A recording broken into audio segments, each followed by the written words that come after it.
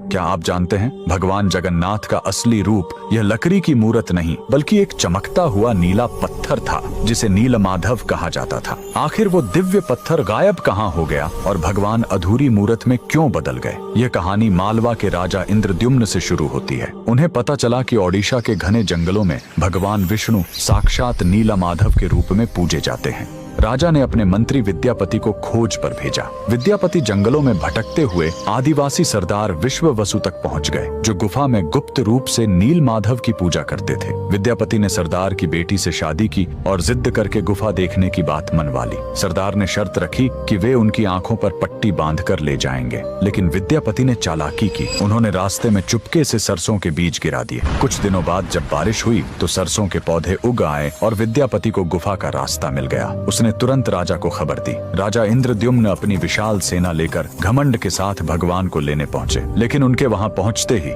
नीलमाधव की मूर्ति हमेशा के लिए गायब हो गई। भगवान अपने भक्त विश्ववसु के साथ हुए धोखे और राजा के घमंड से नाराज थे। राजा ने रोकर माफी मांगी और अन्न जल त्याग दिया। तब आकाशवाणी हुई, मैं अब उस पत्थर के रूप में नहीं मिलूंगा, अब मैं समुद्र तट पर एक लकड़ी के लट्ठे के रूप में आऊंगा। कुछ समय बाद पुरी के समुद्र तट पर एक विशाल अद्भुत लकड़ी का लट्ठा तैरता हुआ आया। राजा समझ गए कि यही भगवान का नया रूप है। उन्होंने तुरंत आदेश दिया कि इस पवित्र लकड़ी से भगवान की मूर्ति बनाई जाए, लेकिन समस्या यह हुई कि वह कोई साधारण लकड़ी नहीं थी। जैसे ही राज्य के बड़े बड़े कारीगर उस पर छेनी हथौड़ा चलाते, उनके औजार ही टूटकर बिखर जाते। उस दिव्य लकड़ी पर खरोंच तक नहीं आ रही थी। तब स्वयं भगवान विश्वकर्मा एक बूढ़े शिल्पकार के रूप में आए। उन्होंने कहा, मैं इससे मूर्ति बनाऊंगा, लेकिन मेरी एक शर्त है, 21 दिनों तक कमरा बंद रहेगा। अगर बीच में दरवाजा खुला तो मैं काम छोड़कर चला जाऊंगा। राजा मान गए। 15 दिनों तक अंदर से छेनी चलने की आवाज आती रही,